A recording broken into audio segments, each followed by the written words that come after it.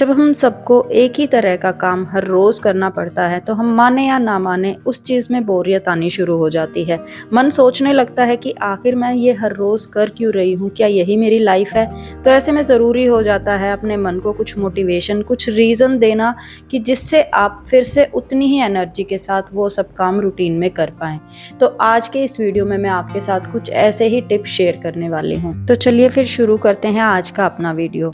Hello everyone, welcome back once again at Live Simply with Sangeeta.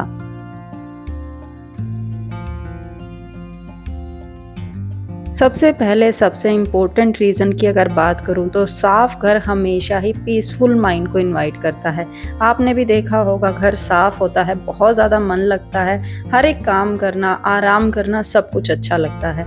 तो सबसे पहला reason तो यही है कि घर साफ़ होगा तो हमारा माइंड भी एक तरह से पीसफुल रहेगा। और ये सिर्फ दिखने के लिए साफ नहीं, उसको फील करने के लिए भी साफ होना चाहिए। मतलब अच्छी तरह से आपका घर डीप क्लीन होना चाहिए। आपका घर आपकी ही पर्सनैलिटी को दिखाता है। जब आपका घर साफ है, ऑर्गेनाइज है, तो आपकी मेहनत और उसकी केयर सब साफ नज़र आती है। अब इसके लिए ज़रूरी नहीं है कि आप हर दिन बस साफ़ सफाई में ही लगे रहें। आप अपना कोई एक रूटीन बना सकती हैं। जैसे हफ्ते में आपने कोई एरिया ऐसा चूज़ कर लिया जिसको आप अच्छी तरह से पूरा मन लगा के डीप क्लीन करेंगे। तो आज मुझे करना था मेरे ड्रेसिंग यूनिट को पूरी तरह से रीऑर्गेनाइज, क्योंकि इसमें सबसे ज़्यादा चिपचिपाहट, धूल जम जाती है, क्योंकि सारे ही प्रोडक्ट्स इस तरह के होते हैं। तो ये सारे प्रोडक्ट्स हम अपनी स्किन पर भी यूज़ करते हैं, तो ज़रूरी है कि इनका आउटर इनर सरफेस सब बिल्कुल साफ रहे। बहुत सारे प्रोडक्ट्स टाइम के साथ साथ ख़त्म हो जाते हैं, खाली बोतल्स रह जाती हैं, या कुछ ऐसे भी प्रोडक्ट्स होते हैं जो एक्सपायर हो जाते हैं, तो उनको भी टाइम टू टाइम निकालना ज़रूरी हो जाता है। और आप लोगों के साथ एक छोटी सी चीज़ और शेयर करती हूँ। एक ऐसा टाइम था जब मुझे नेल पेंट लगाना बहुत ज़्यादा पसंद था। मैंने हर कलर की नेल पेंट कलेक्ट करके रखी थी। मोस्टली मुझे पेस्टल शेड पसंद है, तो मैंने वही सब खरीद के रखी थी। पता नहीं, लेकिन अब 5-6 महीने से मुझे ऐसे लग रहा है कि ये हमारी हेल्थ के लिए अच्छा नहीं होता है। हम कितने भी अच्छे ब्रांड की नेल पेंट खरीदें, जब हम उसको उतारते हैं तो हल्का हल्का नाखूनों पर पीले रंग का दाग रह जाता है। एंड आई थिंक ये हमारी हेल्थ के लिए उतना ज़्यादा बेनिफिशियल नहीं है। तो अब मैंने इसकी फ्रिक्वेंसी काफ़ी कम कर दी है। अब मैं किसी बार त्योहार पर या किसी खास ओकेजन पर ही नेल पेंट लगाती हूँ। ये मेरी पर्सनल चॉइस है। मैं आप लोगों को प्रेफर नहीं कर रही हूँ कि आप भी ऐसा कीजिए। सबकी अपनी चॉइस होती है। मे बी मेरा मूड कुछ टाइम बाद फिर से बदल जाए। तो यहाँ पर मैंने सारी चीज़ें निकाल के अच्छे से डीक्लटर कर ली। जो चीज़ें फेंकने की थी वो फेंक दी, और जितनी भी अंदर की शेल्फ्स वगैरह थी उनको अच्छे से क्लीन कर दिया।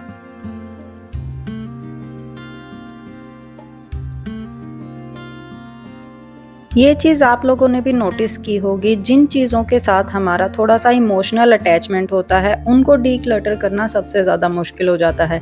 जैसे कि हम तीज त्योहार पर ये चूड़ियाँ खरीद लेते हैं, मे भी हम उतना ज़्यादा नहीं पहन पाते हैं, लेकिन ये चीज़ ऐसी है, इसको हम फेंक भी नहीं सकते हैं। तो ऐसी चीज़ों में डीक्लटरिंग करना मुझे लगता है सबसे ज़्यादा मुश्किल काम होता है, जहाँ पर आपकी इमोशनल अटैचमेंट हो जाती है चीज़ों से। फिर वो चीज़ें किसी भी तरह की हो सकती हैं, आपके बच्चों के कपड़े या तो कोई ऐसी चीज़ जो आपने किसी खास ओकेजन पर खरीदी हो। जब पूरी ड्रेसिंग यूनिट को मैंने क्लीन कर लिया, तब मुझे ध्यान आया कि कोम को धोने का भी टाइम आ चुका है। हम कितनी भी कोशिश करें, हमारे बालों में धूल मिट्टी जाती है और उन सब चीज़ों से हमारे कोम भी टाइम टू टाइम गंदे हो जाते हैं। मैं मोस्टली इनका रूटीन हफ्ते का रखती हूँ, बट कभी कभी 10 दिन भी हो जाते हैं। मैं नहीं बोलूँगी कि मैं बड़े ही रेगुलर बेसिस पर इनको क्लीन करती हूँ। तो कोई भी एक पुराना टूथब्रश मैं यूज़ कर लेती हूँ। आप कोई शैम्पू भी यूज़ कर सकते हैं। मैंने यहाँ पर हैंड वॉश का यूज़ किया है। ज़्यादा मेकअप मैं करती नहीं हूँ, बहुत ही कम इक्विपमेंट्स हैं मेरे पास, तो उन्हीं सबको मैं यहाँ पर क्लीन कर रही हूँ। जितना भी मेकअप प्रोडक्ट्स वगैरह इनके ऊपर लगा होता है वो बड़ी अच्छी तरह से निकल जाता है।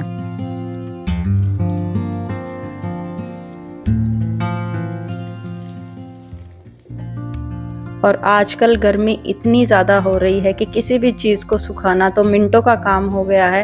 तो यहाँ पर मैंने एक कपड़ा लगाकर धूप में इन सारी चीज़ों को रख दिया था। अच्छी तरह से डिसइंफेक्ट भी हो जाएंगी और टाइमली सूख भी जाएंगी।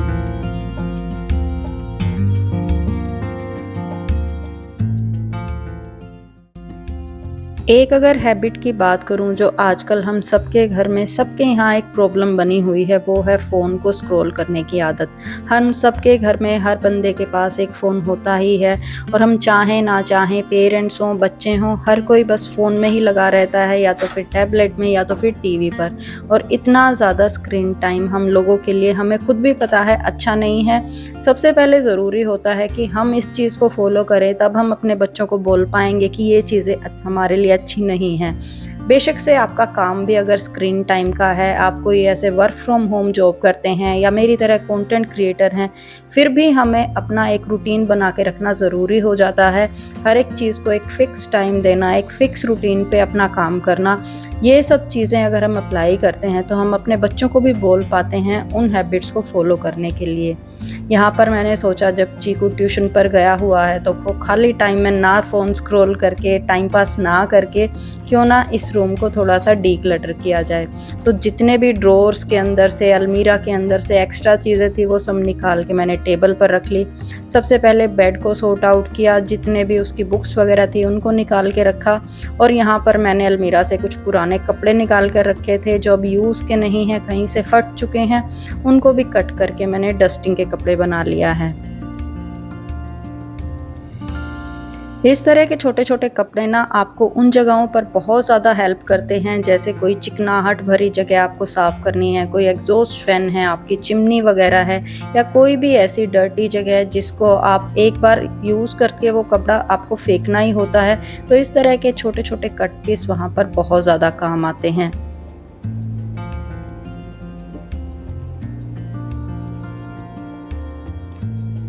चीकू के ड्रॉर्स में बहुत सारी तरह के कलर, पेन वगैरह टाइम टू टाइम मिक्सअप हो जाते हैं। जब बच्चे यूज़ करते रहते हैं, सारी चीज़ें एकदम से मिक्स हो जाती हैं। हालांकि मैंने उसको ये ऑर्गेनाइज़र दिया हुआ है, बट चीज़ें जब यूज़ होती रहती हैं तो फिर से टाइम टू टाइम बिखर जाती हैं।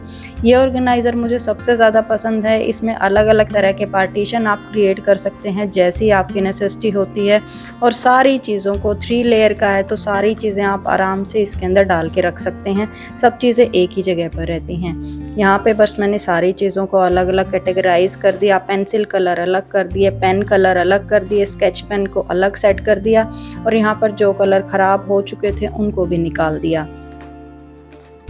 तो ये जो ऐसी छोटी छोटी चीज़ें होती हैं, ये घर में सबसे ज़्यादा मैस क्रिएट करती हैं। ये एक बार एक ऑर्गेनाइज हो जाएं, अच्छे से सेट हो जाएं, तो उसके बाद आप देखेंगे कितनी ज़्यादा क्लीन आपकी स्पेस दिखाई देती है। आपके ड्रॉर्स, बच्चों की स्टेशनरी एरिया, वो बड़े अच्छे तरीके से ऑर्गेनाइज हो जाता है। तो ड्रॉर से, अलमीरा से हमने पिछले दिन जितनी भी चीज़ें निकाली थी, जितनी भी घर में हमें एक्स्ट्रा चीज़ें दिखाई दी थी, ये मैं बात कर रही हूँ सभी तरह के ड्रॉर्स की। हमारे घर में अलग अलग जगह पर, टीवी यूनिट में, बच्चों के स्टडी एरिया में, अलमीरा में बहुत सारी एक्स्ट्रा चीज़ें रखी रहती हैं। टाइम टू टाइम हम उनको यूज़ करते रहते हैं, बट ये नहीं देख पाते हैं कि अब उनको निकालने का भी टाइम हो चुका है। तो हमने सारी एक्स्ट्रा चीज़ें यहाँ टेबल पर निकाल के रखी। जो जो चीज़ें फेंकने की थी उनको निकाल दिया। बच्चों का स्टडी एरिया ऐसी जगह होती है जहाँ पर वो बहुत सारी तरह की चीज़ें कलेक्ट करके रखते हैं कि इस पेपर के ऊपर फिर से कुछ बनाना है या इस पेपर का यूज़ दोबारा पड़ सकता है। तो यहाँ पर चीज़ों को सेटल आउट करना बहुत ज़्यादा मुश्किल होता है, बट मैं ट्राई कर रही थी। जो भी उसकी लास्ट ईयर की नोटबुक से पेजेस बचे थे वो सब उसने निकाल के एक तरफ रख लिए हैं। अब मे भी हमें इनको एक प्रॉपर नोटबुक बनाना पड़ेगा, या तो फिर वो पेजेस इसी तरह भी यूज़ कर लेता है, क्योंकि कई बार बच्चों को टेस्ट वगैरह सबमिट करने होते हैं, तो इस तरह के पेजेस काफ़ी काम आ जाते हैं। हम घर में कितनी भी स्टोरेज की जगह बनवा लें, लेकिन अगर टाइम टू टाइम उनको क्लीन ना करें तो सभी जगह कम पड़ जाती हैं, थोड़ी लगने लगती हैं। तो ज़रूरी हो जाता है कि टाइम टू टाइम जितने भी इस तरह के ड्रॉर हैं, ऑर्गेनाइज्ड एरिया हैं, उन सबको टाइम टू टाइम डीक्लटर करते रहें, एक्स्ट्रा चीज़ें निकालते रहें। तो यहाँ पर जितनी भी चीज़ें थी जो डस्टबिन में डालने की थी या जो स्क्रैप में जाएंगी, उनको मैंने अलग कर दिया है।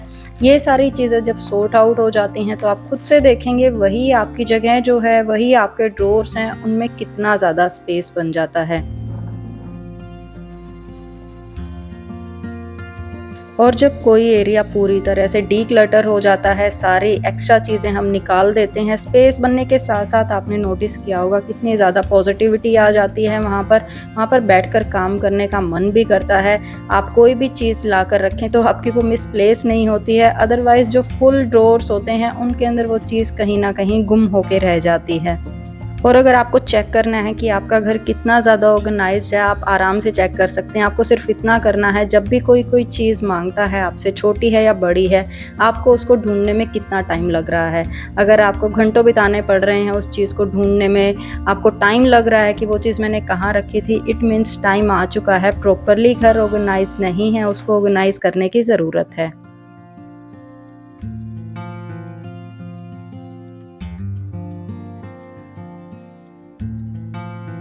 और कई बार ऐसा होता है हमारे साथ, कुछ ऐसे अनप्लान्ड इंसिडेंट हो जाते हैं जिनको सॉल्व करना कभी कभी थोड़ा सा मुश्किल लगता है।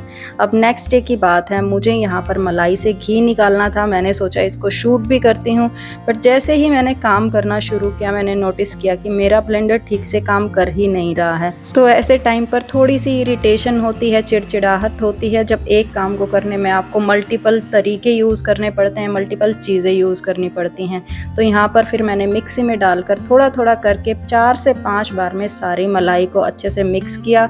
उसमें से मक्खन निकालकर घी तैयार करने के लिए कढ़ाई में चढ़ा दिया। और यहाँ पर फिर से एक मुझसे गलती हो गई है, मैं आपके साथ आगे शेयर करूँगी। मोस्टली मैं क्या करती हूँ, पतीले में मैं घी रखती हूँ, इस बार मैंने कढ़ाई में रखा है। कढ़ाई अच्छी खासी है, काफ़ी मोटी तली की है, घी निकालने में कोई दिक्कत तो नहीं हुई। बट जब घी निकालने के बाद इसको डालने की बारी थी, वहाँ पर आती है सबसे बड़ी दिक्कत, जिसको मैंने सोचा नहीं था। घी डालते हुए मोस्टली घी इसमें से गिर रहा था, तो यहाँ पर देखिए कितना ज़्यादा घी वेस्ट हो गया मेरी एक गलती की वजह से। बट इन्हीं छोटी छोटी गलतियों से हम सीखते हैं। तो चलिए, अब सारी क्लीनिंग हैबिट्स और मोटिवेशन के बाद आपके साथ कुछ सुंदर सी दोहर शेयर कर रही हूँ, जो मैंने हाल ही में एक इंस्टाग्राम रील के लिए शूट की थी। बहुत ही प्यारी प्यारी दोहर हैं। गर्मियों में अगर आप भी ट्राई करना चाहते हैं तो इन सब का रिव्यू मैं आपको दे रही हूँ।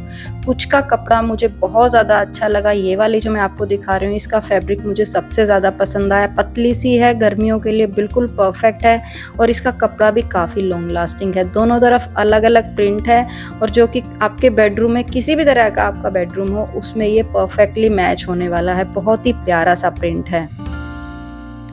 जो नेक्स्ट वाली दोहर है वो देखिए थोड़े से बोल्ड कलर्स की है, बोल्ड प्रिंट की है, बट काफ़ी अच्छा लग रहा है। अगर आप प्लेन बेडशीट लगाते हैं तो इस तरह की दोहर बहुत अच्छी लगती हैं। इसमें दोनों तरफ अलग अलग प्रिंट है। आप चाहें किसी भी डायरेक्शन में इसको यूज़ कर सकते हैं, या तो अलट पलट कर कुछ दिन इस तरह से, कुछ दिन उस तरह से लगा सकते हैं। आपको भी काफ़ी न्यूनेस फील होगी, थोड़ा नया नया लगेगा बेडरूम में। और विश्वास मानिए, गर्मियों में ना इस तरह की दोहर मैं खुद से यूज़ कर रही हूँ, बहुत ज़्यादा अच्छा लगता है।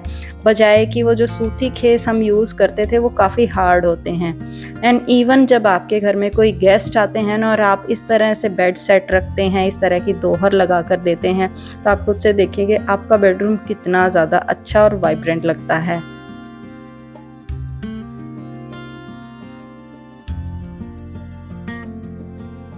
ये जो नेक्स्ट वाली दोहर है, इसका कपड़ा मुझे उतना ज़्यादा अच्छा नहीं लगा, इसका प्राइस भी, बट उन दूसरी दोहर से हाफ है, ऑलमोस्ट हाफ प्राइस की हैं ये।